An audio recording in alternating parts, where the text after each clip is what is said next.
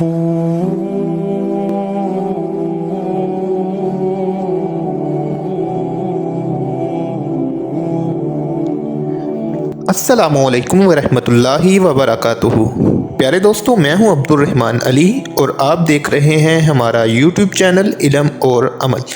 प्यारे दोस्तों, जैसा कि हमने पिछली वीडियो में ख्वाजा गरीब नवाज़ सैयद मोइनुद्दीन चिश्ती अजमेरी रहमतुल्लाह अलैह की विलादत से हिंदुस्तान अजमेर शरीफ तक के सफ़र को बयान किया था, तो आज की इस वीडियो में हम आप ही की करामत का ज़िक्र करेंगे। चुनांचे एक दफ़ा ख्वाजा मोइनुद्दीन चिश्ती अजमेरी रहमतुल्लाह अलैह अजमेर के उस रास्ते पर आकर बैठ गए जो सीधा बुत खाने को जाता था।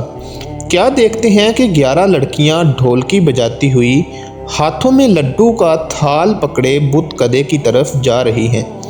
उनमें से एक लड़की के सर पर सुर्ख दुपट्टा था जिसके हाथ में लड्डुओं का थाल था। वो बुत खाने के अंदर दाखिल हुई और बाकी बाहर खड़ी रहीं। आपके दिल में ख्याल आया कि चलो जाकर देखते हैं कि वो अंदर जाकर करती क्या है। आप भी उसके पीछे बुत खाने में दाखिल हुए और एक तरफ होकर बैठ गए। वो लड़की लड्डुओं का थाल वहाँ मौजूद एक सबसे बड़े बुत के सामने रखती है और कहती है, मेरी शादी है भगवान, लड्डू खाओ। फिर वो दूसरी मर्तबा कहती है, भगवान मेरी शादी है, लड्डू खाओ। वो चुप है। फिर तीसरी मर्तबा कहती है, भगवान मेरी शादी है, लड्डू खाओ। लेकिन वो बुत है, वो चुप रहा। तो ख्वाजा मोइनुद्दीन चिश्ती अजमेरी रहमतुल्लाह अलैह बोल पड़े, ओए उल्लू के पट्टे, इस लड़की ने 3 मर्तबा तुझे कहा लड्डू खा, तो तू खाता क्यों नहीं है? लड्डू खा। इतना ही कहा कि बुत लड्डू खाने लग गया और सारा थाल खाली कर दिया। लड़की खाली थाल लेकर बाहर आई तो सहेलियों ने पूछा, लड्डू कहाँ हैं? कहने लगी, वो भगवान खा गया। सब हैरान हो गईं कि भगवान लड्डू कैसे खा सकता है। सब बोली, मेरी शादी हुई, तुम्हारी बहन की शादी हुई, भगवान ने लड्डू नहीं खाए, तो अब तुम्हारे लड्डू वो कैसे खा गया? तुम झूठ बोल रही हो, बताओ लड्डू कहाँ फेंक कर आई हो? चुनांचे वहाँ रवाज था कि लड़की जब मंदिर से बाहर निकलती तो आधे लड्डू ससुराल वाले ले जाते और आधे लड्डू मेके वाले ले जाते, लेकिन यहाँ तो मामला ही उल्ट हो गया। अब ससुराल वाले कहने लगे कि ये लड़की बदशुगनी है, हमने इसे लेकर नहीं जाना। बाप ने कहा, बेटा सच बताओ, लड्डू कहाँ फेंक कर आई हो? लड़की ने कहा कि मैं सच बोल रही हूँ, भगवान लड्डू खा गया है। बाप ने कहा, आज तक तो नहीं खाए। लड़की ने कहा, लेकिन आज खा गया है। जब झगड़ा ज़्यादा बढ़ा तो ये फैसला हुआ कि एक और लड्डू का थाल लाओ। 4 बंदे मैके वाले और 4 ससुराल वाले लड़की के साथ अंदर जाएं और उनके सामने भगवान को लड्डू खिलाए। चुनांचे ऐसा ही हुआ। कुछ लोग उस लड़की के साथ बुत खाने में दाखिल हुए। उस लड़की ने थाल बड़े बुत के सामने रखा और कहा, भगवान लड्डू खाओ। वो चुप है। इसने फिर कहा, भगवान मेरी इज्जत का सवाल है, लड्डू खाओ। लेकिन वो चुप। फिर तीसरी बार कहा, भगवान मेरी इज्जत का सवाल है, लड्डू खा। लेकिन चुप।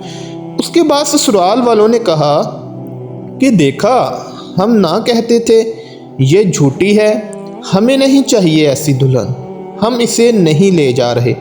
जब वो जाने लगे, लड़की ने अपने सर से दुपट्टा उतारा और ख्वाजा मोइनुद्दीन चिश्ती अजमेरी रहमतुल्लाह अलैह के कदमों में फेंक दिया और कहा, आपने पहले जब इसे कहा था कि लड्डू खा, इसने खा लिए।